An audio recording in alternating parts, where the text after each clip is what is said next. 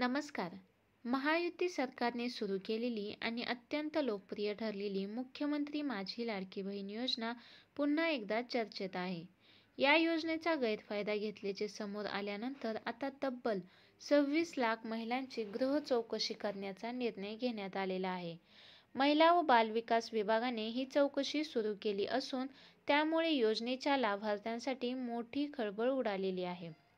योजनेच्या नियमानुसार एका घरात 2 पेक्षा जास्त महिलांना या योजनेचा लाभ घेता येत नाही. मात्र अशी माहिती समोर आली आहे की अनेक घरांमध्ये 2 पेक्षा जास्त महिलांना योजनेचा लाभ मिळत आहे. याच नियमाचे उल्लंघन झाल्याचे समोर आल्यामुळे महिला व बालविकास विभागाने अशा 26 लाख महिलांची यादी तयार केलेली आहे. आता विभागानुसार या सर्व महिलांची गृह चौकशी केली जात आहे. चौकशीमध्ये दोषी आढळल्यास महिलांचे नाव योजनेतून वगळले जाईल. सध्या 2,29,00,000 महिलांना या योजनेचा लाभ मिळत असून या चौकशीनंतर अपात्र ठरलेल्या महिलांची संख्या वाढण्याची शक्यता आहे. जुलै महिन्याचा हप्ता जमा होण्यास सुरुवात. दुसरीकडे या चौकशीच्या ससेमिरा सुरू असतानाच सरकारने मात्र महिलांना मोठा दिलासा दिला आहे. रक्षाबंधनाच्या पार्श्वभूमीवर योजनेचा जुलै महिन्याचा हप्ता जमा होण्यास सुरुवात झाली आहे.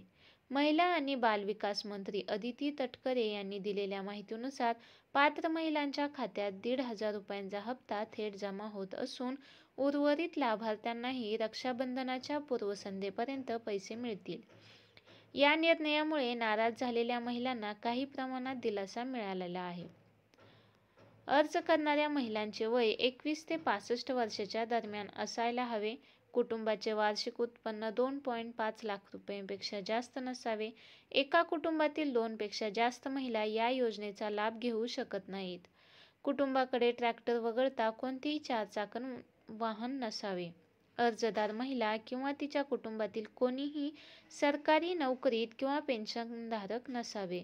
अर्जदार महिला इतर कोणत्याही सरकारी योजनेतून मासिक आर्थिक लाभ घेत नसावी. या सर्व अटी लाडकी बहीण योजनेचा लाभ घेण्यासाठी अर्जदारांनी निकष पूर्ण करणे आवश्यक आहे. धन्यवाद.